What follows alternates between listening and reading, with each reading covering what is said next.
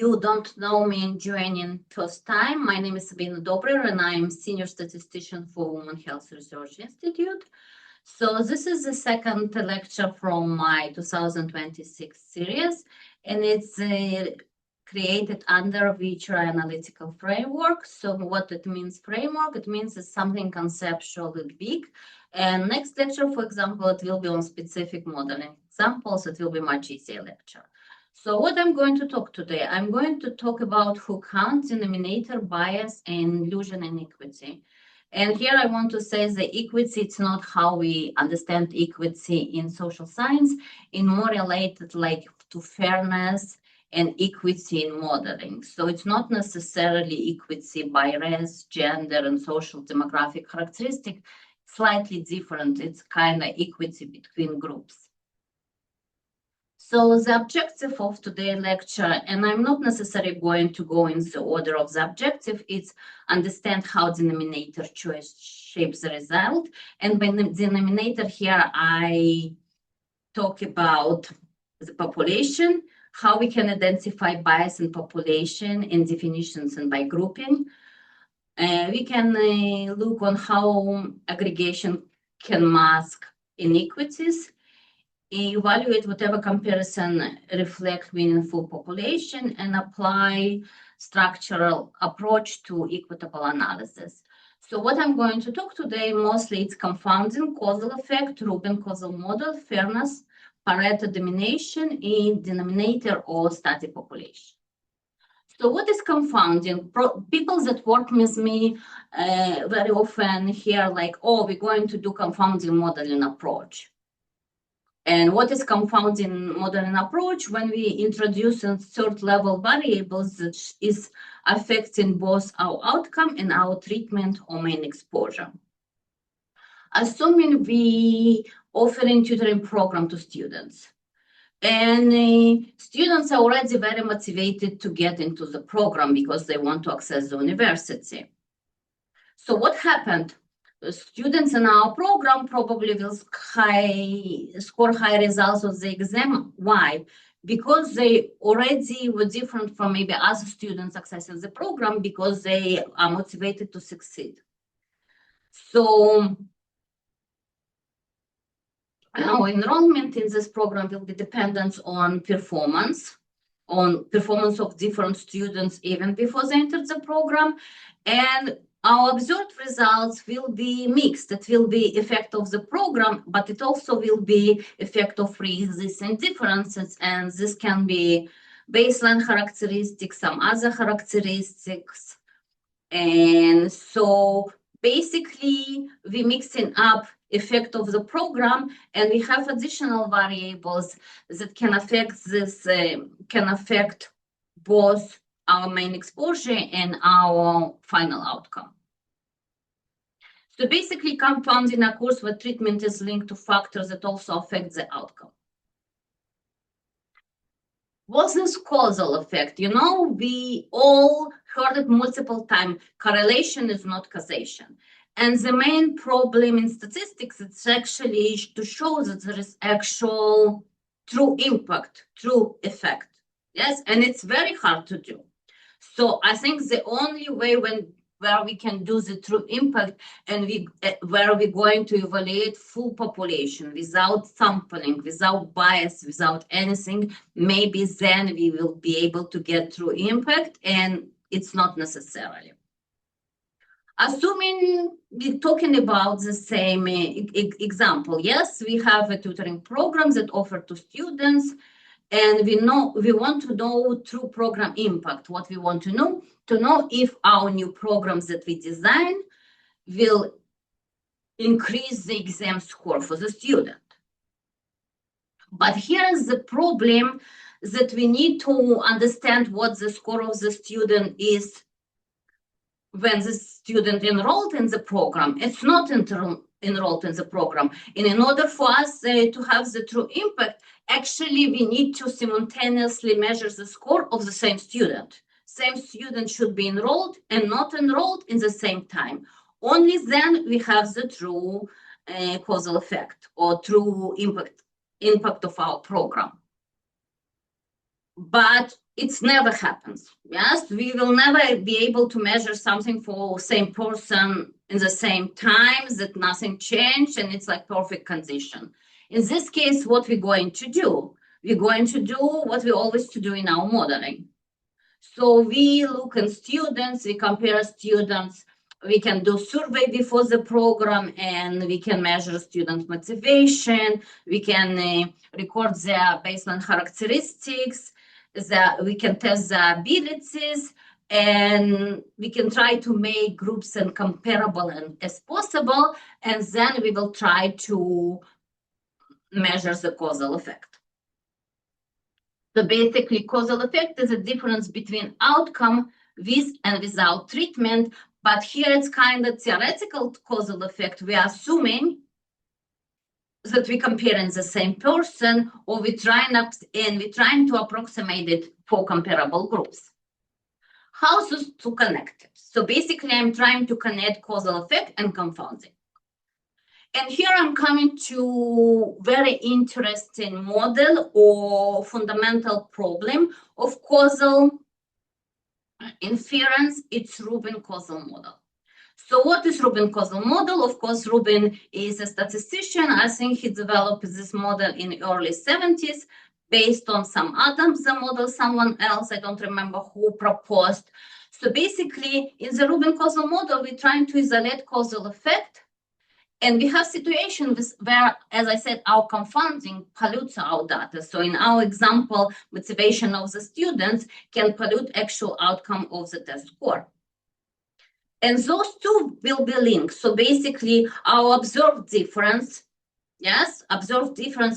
basically impact of our tutoring program will be sum of true causal effect, the actual effect of the program, and confounding bias. Confounding bias is all other characteristics that can affect both our main exposure and our outcome.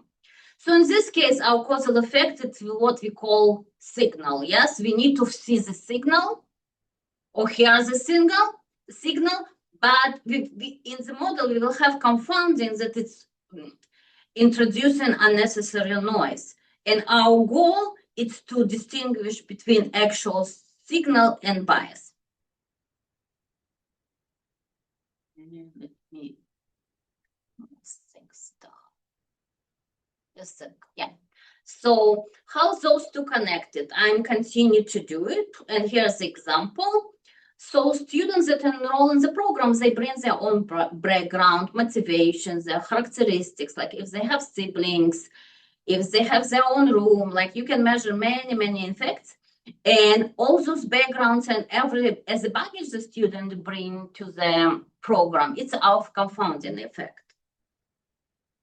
And here, what will be our program effect? It's actual knowledge the student gained from this tutor or tutoring program.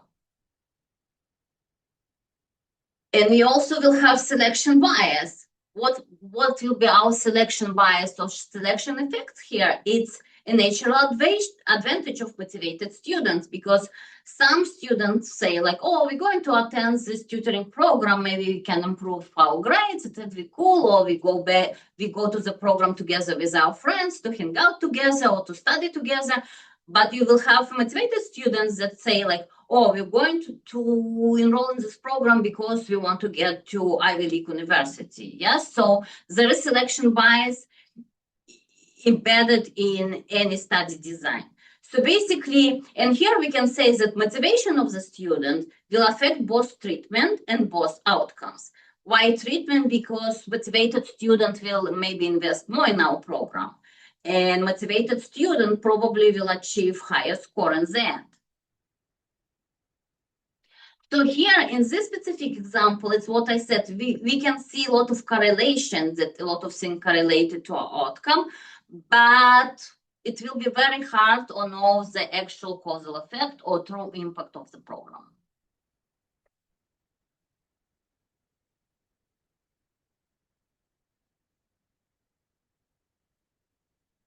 So now I wanted to incorporate another term into equation. It's fairness. And here I'm talking about fairness as mathematical fairness and fairness of statistical or mathematical models.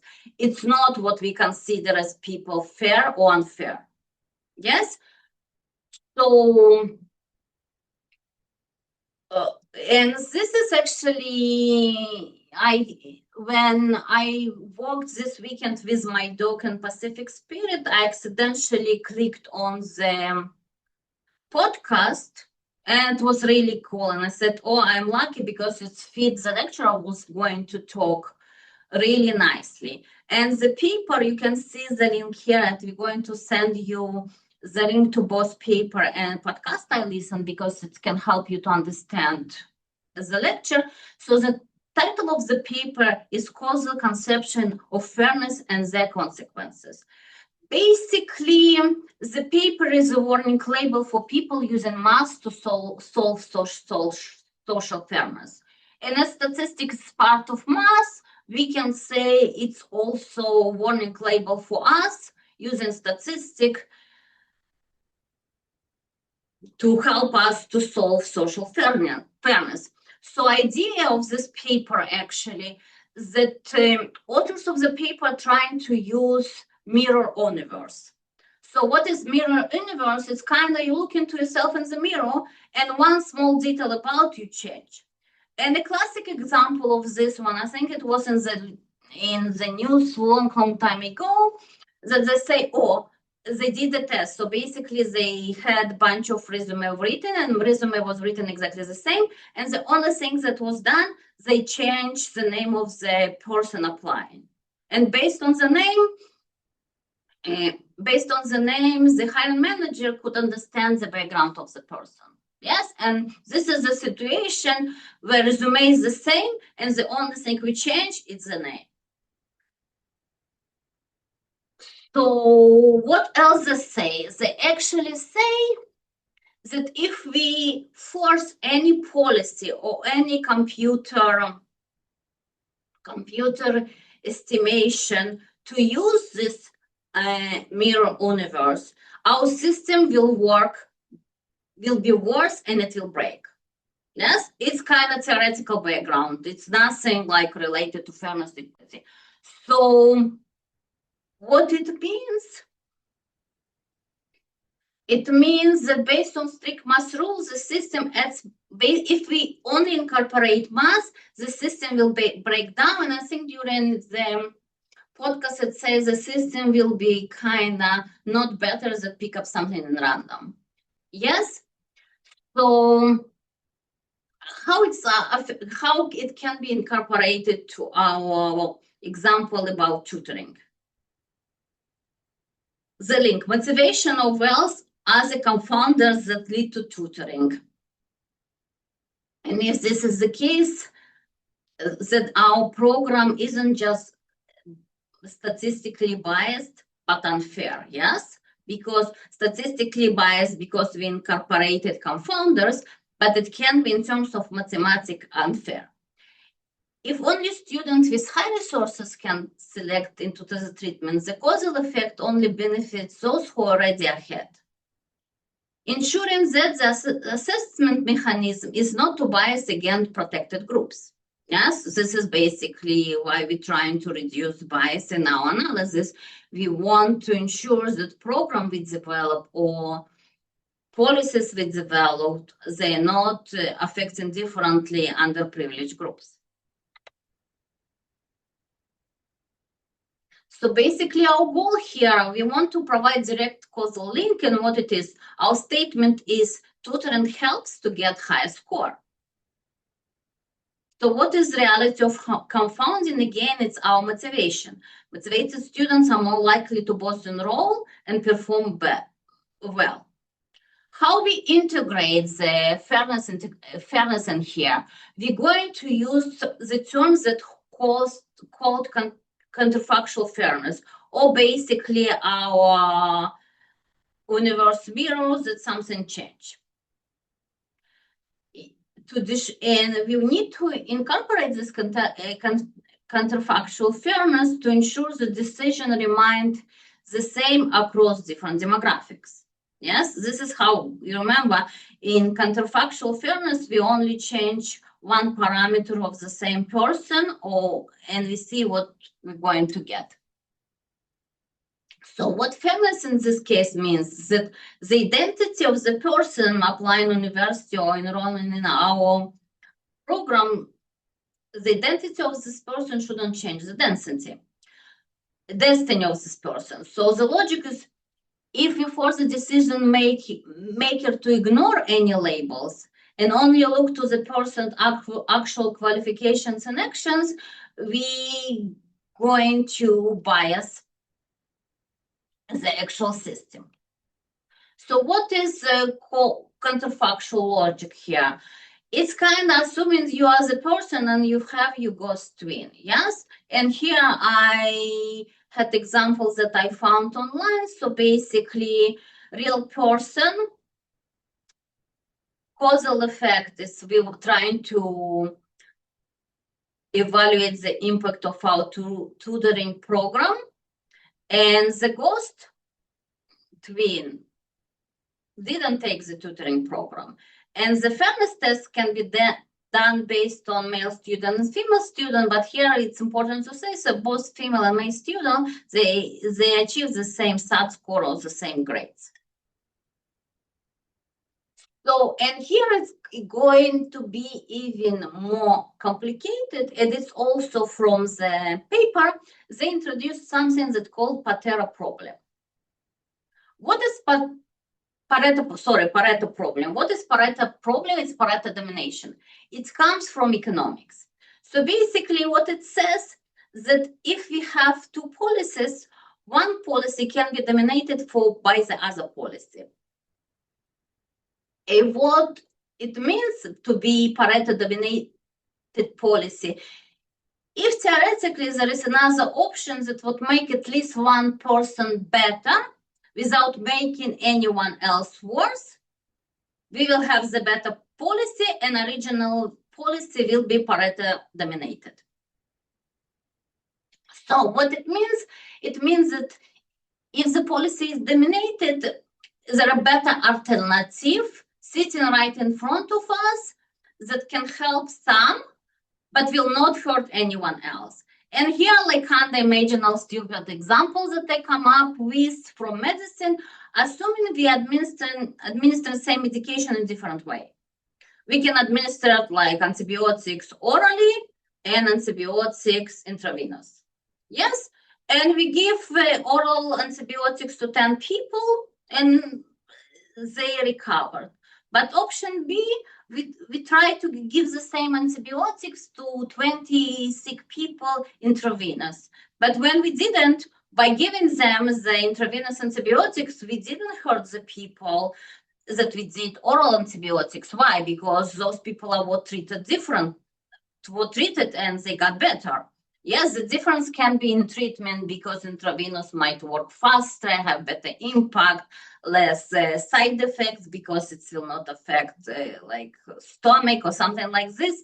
But by doing those two policies, by giving people intravenous or oral medication, we didn't make anyone sicker, we didn't hurt anything, but we can also prove that maybe our intravenous medication work faster and better.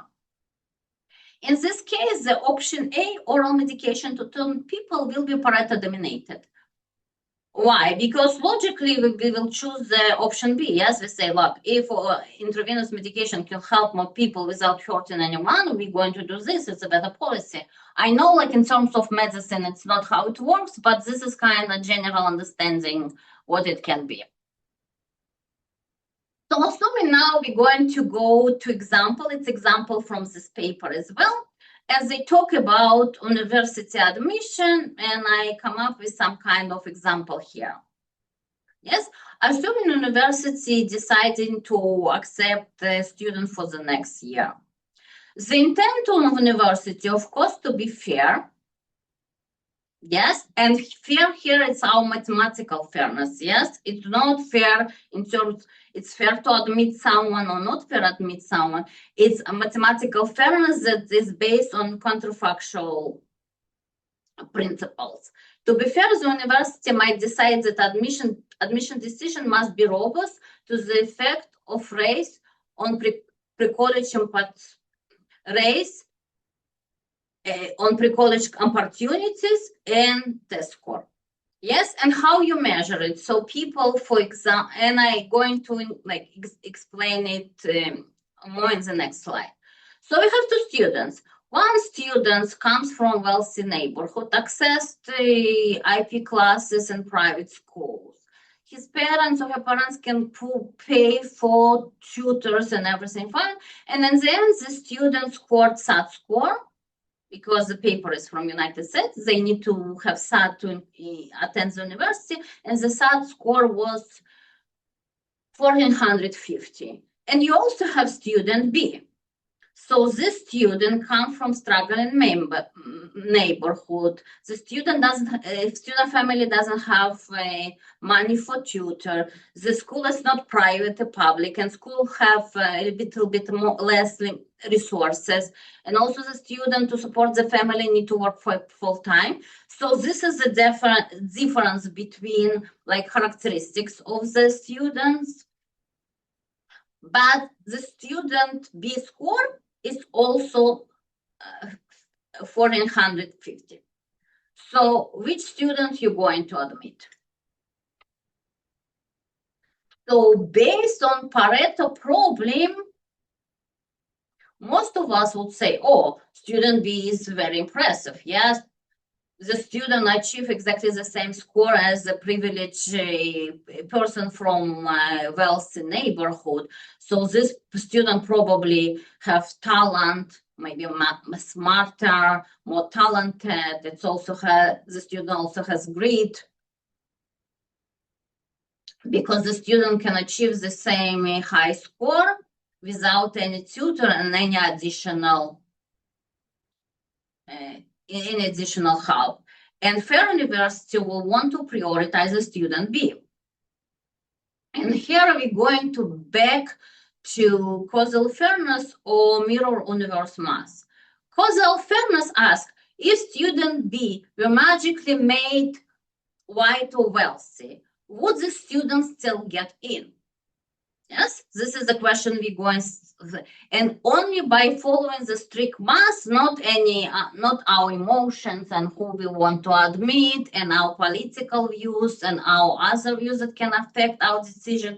We're talking here strictly mathematics. By following the strict math, the university is forbidden from giving student B the credit to the student's worst outcome or obstacles. So basically, in this specific case, university will treat student A and student B exactly in the same way. So by doing this, and kind of what we're trying to establish here is that the system will be broken by using only strict fairness math principle.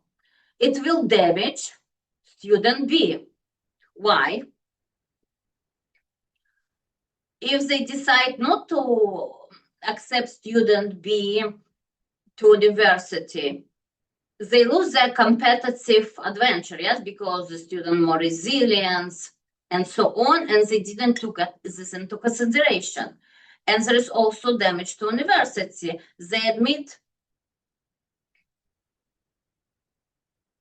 They might admit less talented students because the student had tutoring and private school and many other things, because they're going to exclude the potential of student B.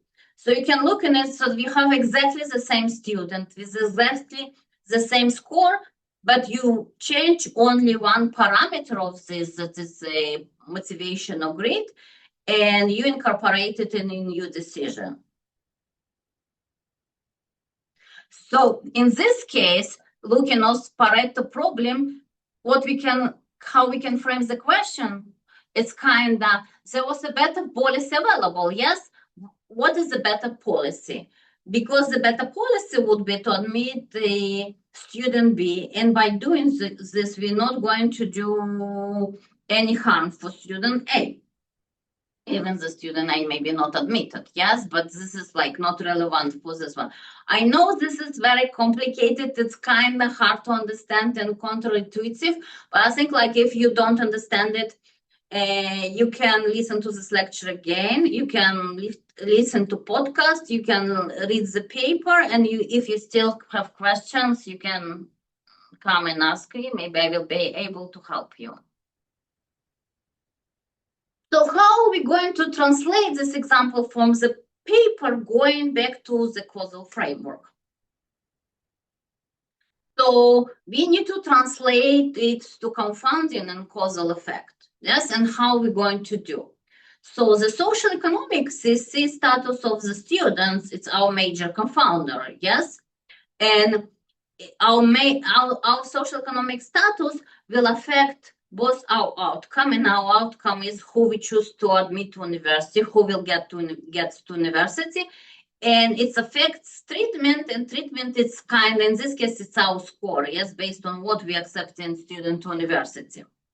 So for the university, student A will be high resource. So the student talented, but the student got high score, but the student also had expensive tutor. So for the university right now, we will have low causal effect because the student probably would be more successful anyway. Why? Because when the student get to university, student can have the tutors, maybe not to stay in the dorm, but it will allow him to stay in the frat house or in the rented apartment, and a student doesn't need to take, I don't know, bus to school and can use the car and many, many other things, yes? So theoretically, students that come from, I don't like use word privilege, but for like wealthy background, the student probably will be successful anyway, based on the input. But student B for the university will be a student with high potential. Why? Because this student, regardless of hardship and coming from the poor neighborhood and working and not having tutor and attending public school, this student still got very high score on the test. And from these students, the university probably will have huge causal effect. Why? Because the university will affect, because it will provide resources to the students that the student didn't have. So additional more, and now I try to translate it in more simple way. So model one, the logic, you only look at the final SAT score. Both students has the same scores that look identically. The causal error here, the model is blind to confounding. So basically, we don't know anything about students' background. So it ignores the fact that student score A was boosted by resources, and it cannot, and the system will not be able to see through causal effect of the student own talent. Yes, but if you look into model 2, that we have like a kind of more causal view, the logic, you can adjust the model to characteristics, yes, like school quality, family, income, zip code, and the result in this case will be that the model subtracts the adventure of the student from student A, and that's a way to resilience of student B. And resilience here can be measured by characteristics, the same as advantage of student A. So the causal insight here, suddenly student B will look much stronger. Why? Because we looked on student background and characteristic. So you can look on it like this. So you have two students and you only know the SAT score, and you assume that we choose student A or student B randomly. Yes, we say, oh, we choose a student because the scores are the same. Yeah. So this is kind of random effect of choosing one student or another. But if you adjust to characteristics, it's kind of you open your box and you look who the students are, look on their characteristics, you can say like, oh, but maybe student B looks stronger because the student achieve exactly the same high score as other student, and the baseline characteristics or social economic characteristics of the students were much worse. So here I want to come to our next part of its denominator. And by denominator, I kind of mean population. And what I mean by population, I think in order to be fair or provide equitable services or health to people, we need to know what is our denominator, from which population we comparing something. And it also, in terms of fairness, we also need to look who will benefit from what we're going to do. And if you look, and we can look on our denominator from perspective of causal inference and from perspective of confounding. So from perspective of causal inference, the denominator will be represent our sample space, and this will be helpful if you attended my lecture from like first year when I was in VHRI. So basically, I described what the sampling was, space and distribution and denominators and rates and proportion, a lot of things. But basically, denominator represented sample space. So basically, it's our population, because we cannot treat all the population. We're going to sample people from this sample space. And we can use this population to be eligible for potential outcome under Rubin causal model. Yes, and you remember what is Rubin causal model? Basically, we have to, we need to measure same person and something about same person at the same time, but we cannot do it, and we need to substitute information that we're missing by something else. And here, like, what is methodological risk for us? And I give more open example about it, is restricted denominator. For example, you're not looking for all population, but you only, like in your study, you look only on observed cases, or you only included patients that hospitalized and not all the patients. Yes, if you restrict denominator for something specific, you can introduce in inclusion bias, and it's why I talked about it multiple times. It's why it's very important for us to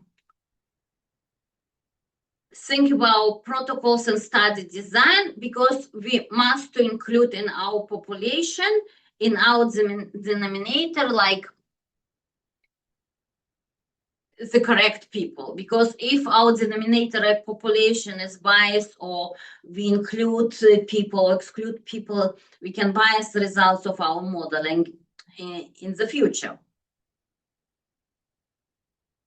So here we also can have something that I call baseline for equity of fairness. Yes, often when we do the analysis, assuming if we use administrative data, yes, we're going to include only people that access services, and people that it's hard for them to access due to cost of travel, we might not be evaluating. So basically, our model will be fair to only people that we see.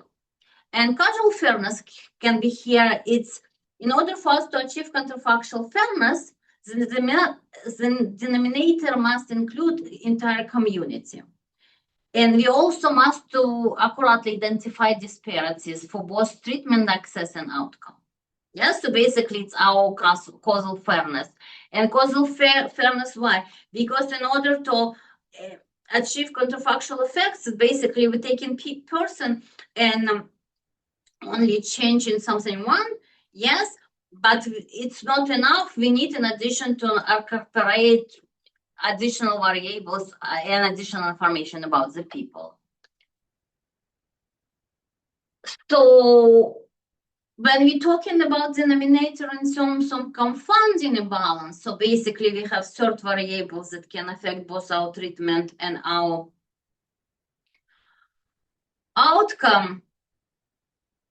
We need to define, in this case, we need to define control groups. Yes, like here it's kind of more like case control study design. So basically we need to decide who we comparing to. And I always say your control group should be as diverse as possible. Yes, so it's much easier to compare to diverse and like very not large, because we not always can have a large sample, but it's very good to have control populations that is very diverse, because it's very hard to, it's much easier to compare to. And the requirement in our confounding imbalance for this case will be like this. So if we change the true groups, our baseline potential characteristics and outcomes should remain identical. So basically our case and control groups, so treatment and control groups, should be comparable.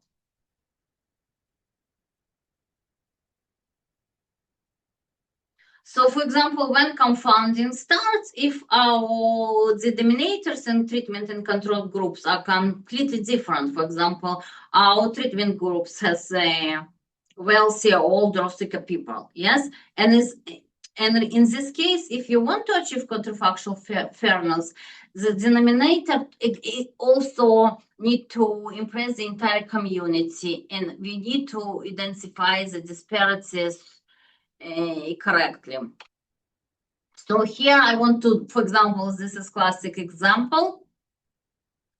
A certification, I forgot to copy it. So basically, you remember when COVID affect, everyone talked about death rates, yes? And depending on how you calculate your death rates, how you choose your denominator, your death rates will be completely different, and you can tell completely different stories.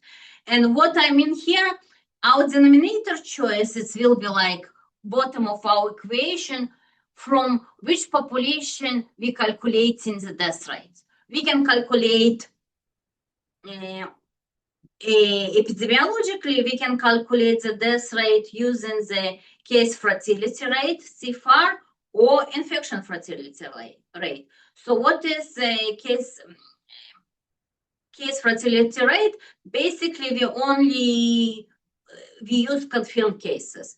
And if you denominator or population restricted to confirmed cases, your death rates will be very, very high. And you remember during COVID, they said like 8%, 12%, or whatever percent. But if you calculate it completely different and use different denominator as infection fertility rate, it's basically what it will be your denominator. It's your estimated infection, people that were infected, yes? And this, as I said during COVID, you can include a symptomatic patient. You don't know if they had COVID, but there's a way to estimate it. So if you use those two population, your death rate will be completely different, and you will have the problem. Additional things that you can introduce is age. We all know that during the COVID, older people died more. Yes, so you have confounding effect of age for your death rate. So you might look or cause specific or age adjusted death rate. Yes, it will be more comparable. So, or you can stratify, you can calculate the death rate in each specific group and compare the groups. So basically, in this specific case, the way you choose your denominator can change your story completely.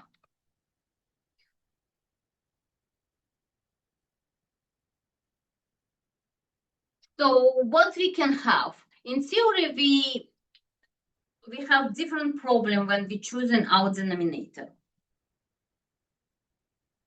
So in theory, as explained for causal inference, we want perfectly balanced denominators. So basically, we want to measure the same person at the same time, and we cannot do it.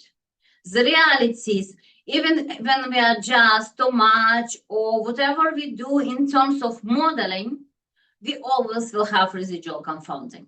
Yes, what is residual confounding? It's something that we never will be able to measure. And in our example, you remember, like if you look on students, like student B from a poorer neighborhood, maybe genetically smart and had greater motivation, yes? And we need, and in our example, when we try to accept the student to university based on counterfactual framework, we didn't put attention to it. But in real life, like if you work in research, there is never be the case. Yes, and even if you build the causal diagram and look for all possible relationship and how each variable can affect another one, we never will be able to collect all the information we want to make the system as perfect as possible. So what I'm saying here is that we will have a lot of uncertainty, yes, and we need to move from certainty to robustness. So basically, even we have a lot of things we don't know, we still need to ensure that our results are robust. So what we can use here is, since we know our denominator is messy, or denominators are messy, we can use sensitivity analysis. So basically, we can ask how much hidden confounded would affect our results. If it's a tiny change in denominator break our conclusion, or causal relationship were weak, and basically our results are not reproducible. But if results hold on messy data or different data, we still will have robust results despite having issue with causality.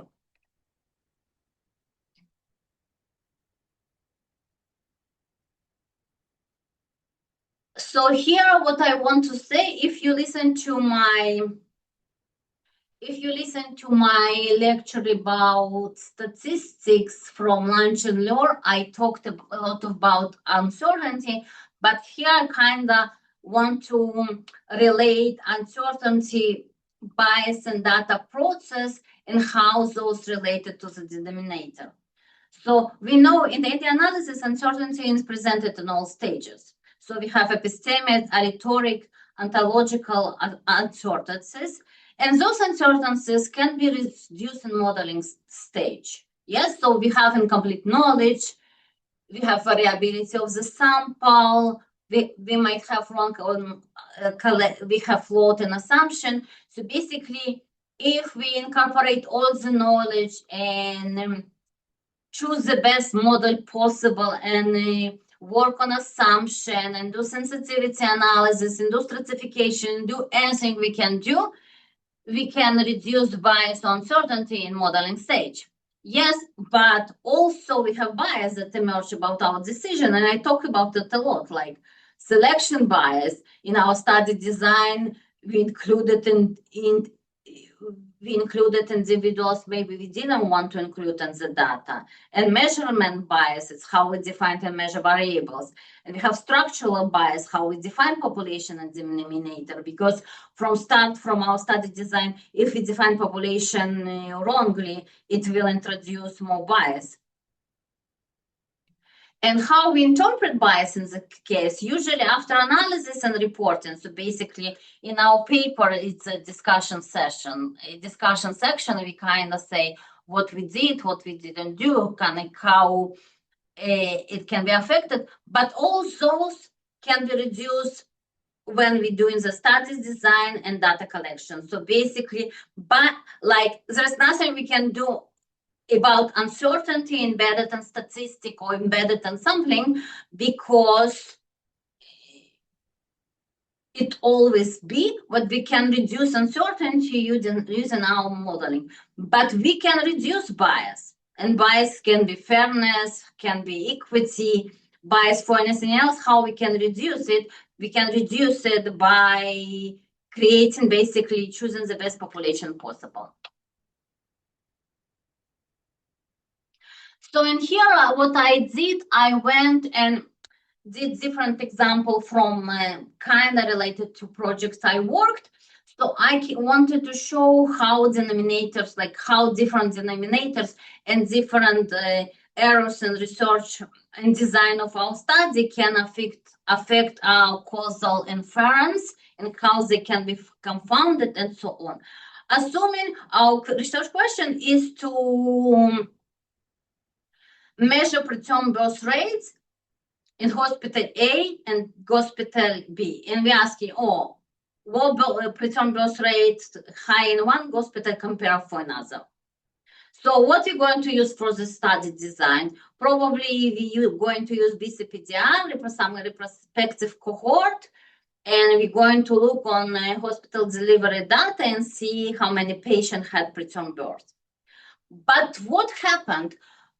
When we comparing hospital A to hospital B, we also need to look on hospital characteristics. Assuming hospital A, it's with the Children's and Women Hospital. It's very central, but patients with maybe more problematic patients are referred to here.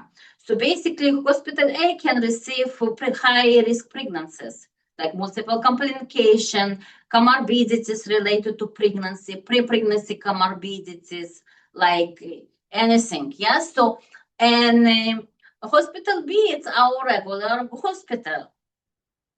So here we're introducing bias algorithm because our patients in hospital A are completely different from hospital B by our design, by nature of the hospital. So by comparing hospital A and hospital B without, for example, looking restricting patient different or looking for hospital characteristics, we're going to introduce the selection bias. And based on this selection bias, if we try to look for actual outcome and like true impact of something, yes, we already bias the results. It's inherent bias based on our study design.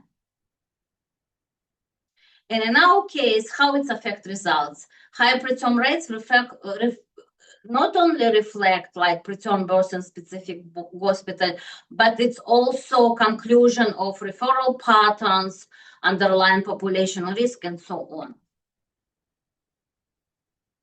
So how bias here can affect the results?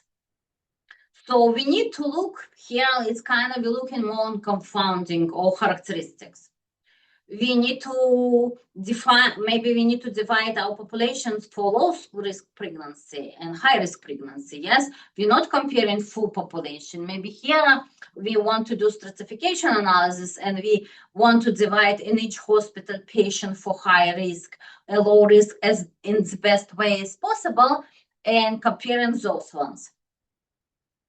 So basically low risk pregnancies will be kind of like our control group. It's like one baby, no comorbidities, no prior adverse obstetric history, no pregnancy complication, and high risk pregnancy, maybe multiple gestation, history of previous preterm birth, more comorbidities, complication, and so on. So risk group are defined based on the baseline probability on the outcome, not on the outcome itself. So basically translate, we defined baseline probability based on low risk and high risk pregnancy.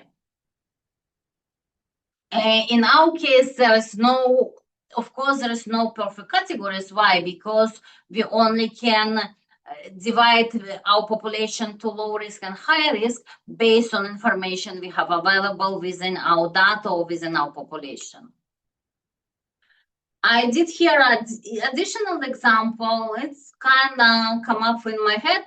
It's we're talking a lot about what causes autism, if vaccination causes autism and aluminum in vaccine causes autism. Yes. So basically, I thought about this example. Assuming our research question is autism rates different across populations, but in practice, what our diagnosis will be dependent on. If the family has access to pediatric specialists and how long they waited for pediatric specialists, what was referral patterns, parent advocacy, like some parents like will push and get appointment to do a lot of things, and other parents maybe are more busy and wait for appointment to be available. And also it will be availability of assessment services in the area, assuming we compare in urban and rural area. Yes, in rural areas there will be less services available, or people need to travel and they don't have means to travel. So result of all, and what will be our biasing mechanism? Some children are more likely to be assessed and diagnosed than others. It's not necessarily that we have different rate of diagnosed autism in different group. We have different groups that children in one group can be diagnosed better than children in another group. And how it's going to affect our results.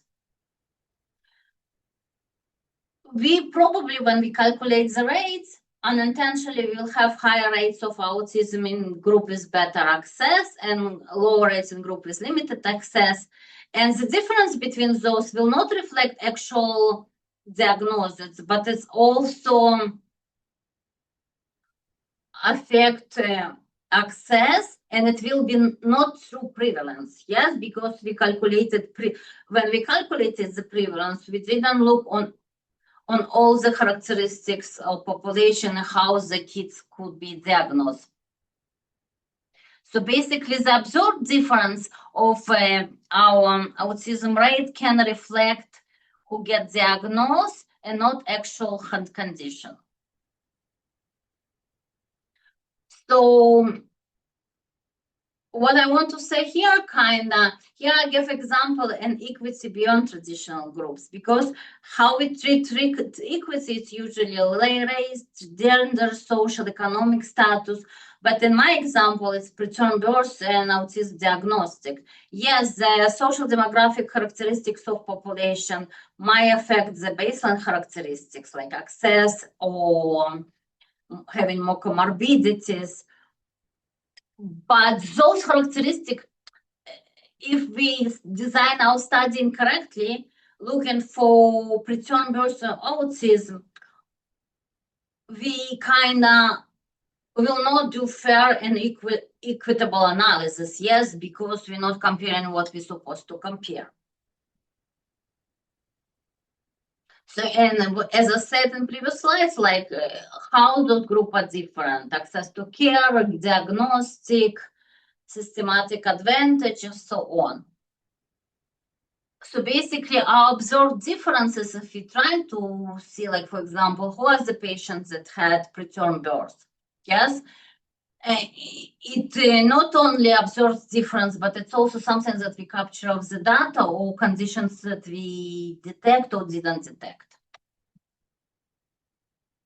So an additional very important here, it's like we always need to look on social determinants of health. Why? Because social determinants of health, in any examples I give today in the lecture, it's incorporating them in our analysis. It's trying to ensure that our groups are comparable. If you remember, when we said for causal inference, we want to have true effect of treatment or outcome, and we measure in the same person in the same time with slightly different conditions, with tutoring or without tutoring, but in the same time, because we never can do it. So we need to ensure that our groups are comparable. So, and our difference should not reflect case mix. Yes, as I said, an example from preterm birth, we shouldn't mix low risk pregnancies, for example, and high risk pregnancies, and all diagnosis. Yes, but we must collect social determinants of health or social demographic characteristic.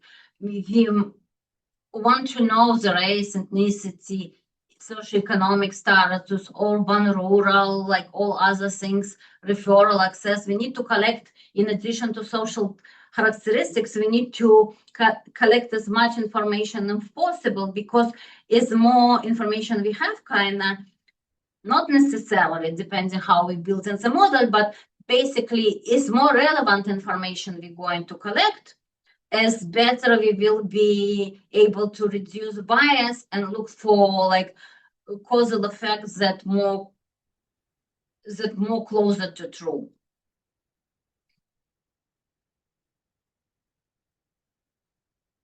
So, and if we in this case, for example, for preterm birth, we defined two different population, and for autism we looked for who had access to diagnosis and who didn't. If we design our study correctly from the beginning, actually our additional variables, like what we consider classical equity variables like race, identity, gender, they will benefit our model. And here also, when I say we need to collect more information, I am not necessarily more information, I mean relevant information. Yes, for example, we collect in gender. Do we want 20 categories of gender to be collected, or we need for specific population maybe restrict the gender to less categories that we can do more meaningful analysis. It's also important here to understand like who will benefit from our evaluation. Yes, if we were able to identify women that are prone to preterm birth, maybe we can change the way they treat in the clinic and so on. So now, in addition, basically, I'm not going to spend too much time on this. That is not neutral. Yes. So what I want to say, that is not neutral. It means that we need to collect information possible, all the information possible, and we need to also do our analysis and study design possible. And our comparison, if we comparing two groups or to treatment groups or whatever, we need to ensure that we have proper definition of our population. So we need to ensure our correct denominator. We also need to understand our measurement practice, which variable we collected, how we collected it, and how we defined our variables like standard or available in the literature and so on. And our observed difference may reflect the data structure and not true variation in our data, and we need to be very careful. It's why I think this lecture related to Vitra analytical framework, because it puts together everything. Data should be collected together. We need to do proper like study protocol and develop research question and think about our denominator in our population, because it will help us to reduce the bias, to reduce confounding, and be able to come up to best possible causal effect or true impact. And here what I say, I talk about it a lot. So why I think equity here is important. For example, when we comparing healthcare as a complex system, as I say, if we want to improve healthcare for some underprivileged population, yes, what I'm saying, if the healthcare work, I see it as conditional probability also. It's more like Bayesian statistics. So if we have healthcare systems, it doesn't work very well theoretically, and we have health systems that work better. And if we take an underprivileged population and say, what will be outcome of the underprivileged population conditionally to systems that doesn't work very well and systems that work better, the probability of one will be to succeed in what we're doing will be much larger. So our goal is not only incorporate the variables like classical social demographic variables, what we consider equitable. We also need to think how we improve in healthcare for our patient, what we can do, how we can change the policies, how we can incorporate it together, how we can get access to better data, and so on. So I know that this lecture probably a lot of information and as usual, and some concept may be confusing, but the key takeaway should be denominator shapes the results, who is included defines what is observed, bias affects comparability, selection, measurement, and so on. Aggregation can hide inequities, and this is example of preterm birth. For example, if you do kind of stratified analysis and separate preterm birth patient to two groups, low and high, we might be able to identify inequities or differences better. Our equity will also be depending on varied comparison. Yes, so like, and by varied comparison, I mean what I said before, study design, good data all together. And we need to apply for everything structured approach. So we need to think about the population. We need to ensure that we compare correct things, ensure comparability, and we need to be sure how we interpret the differences. Thank you.